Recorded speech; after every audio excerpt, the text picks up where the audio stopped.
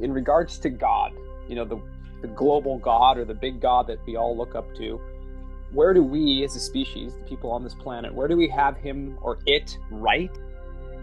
Surprisingly, much of what people think they know about God is correct. God's absolute.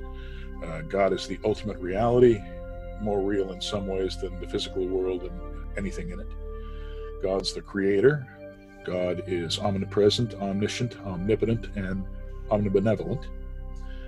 God is a judge before whom all must stand, eventually. He is sentient or conscious in a higher sense than most people can imagine, and knows our hearts and minds as well as we do. God has made man in his image and has allowed man to inherit free will and other generic properties of God himself. But he expects man to instantiate them wisely and responsibly, and doesn't condone laziness or stupidity or irresponsibility of any kind.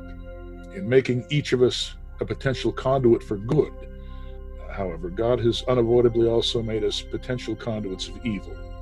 Each of us has an angel and a devil perched on opposite shoulders, and we have to learn who to listen to. God expects us to resist the devil, resist the tendency of evil to be realized through us. God can be as personal as he can be impersonal, spanning all changes and variations of perspective.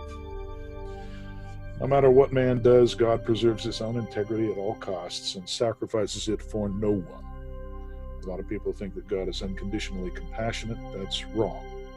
God loves those who love God. As far as those who hate God are concerned, God is forced to reject them to safeguard his own integrity.